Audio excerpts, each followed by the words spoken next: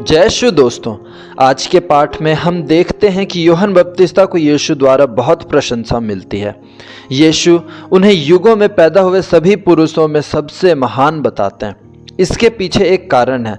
जब सभी नबियों ने आने वाले के विषय में कुछ संकेत दिए तो एकमात्र यूहन्ना बपतिस्ता ने यीशु को अपनी ओर आते देखकर कहा, देखो ईश्वर का मेमना जो संसार के पाप भर लेता है। यूहन्ना अध्याय 1 पद संख्या 29 और यूहन्ना अध्याय 1 पद संख्या 32 में हम देखते हैं, मैंने आत्मा को स्वर्ग से कपोत के रूप में उतरते देखा और यह उन पर आकर ठहर गई। यूहन्ना बपतिस्ता संसार के उद्धारकर्ता का परिचय तो देते हैं, लेकिन वह इस बात से बिल्कुल अनजान थे कि यीशु संसार को कैसे बचाएंगे।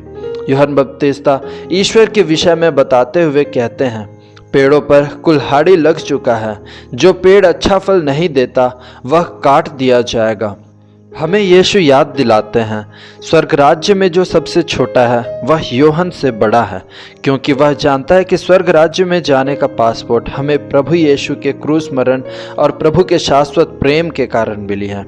यूहन्ना बपतिस्ता यह नहीं समझ पाता है। सिर्फ यूहन्ना ही नहीं, फरीसी और सदूकी भी इस बात को नहीं समझ पाते हैं जो हमें संसार से मुक्ति दिलाता है।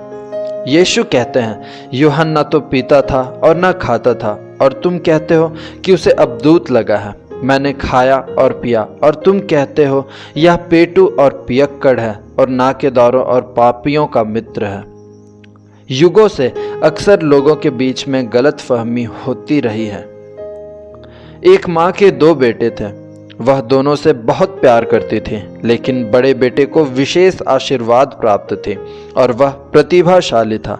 जैसे जैसे समय बीतता गया, बड़े बेटे की नौकरी लग जाती है और वह घर छोड़कर अपने सपनों को सजाने के लिए विदेश चला जाता है, जबकि छोटा बेटा खेती और पशुपालन करते हुए घर पर ही रह जाता है। जैसे ही 9 बजता था, बड़ा बेटा अपने व्यस्त जीवन के बावजूद 2 मिनट के लिए कॉल किया करता था, लेकिन छोटा बेटा हमेशा अपनी माता के साथ रहता है, चाहे चर्च हो या आईसीयू के बाहर घंटों बिताना पड़े। शायद माँ बिस्तर में लेटे लेटे अपने बेटों के बारे में सोचकर रोती होगी और उन्हें अपने किए पर पछतावा होता होगा। दोस्तों, क्या हमें दुनिया की खूबसूरती को खुलकर नहीं देखना चाहिए?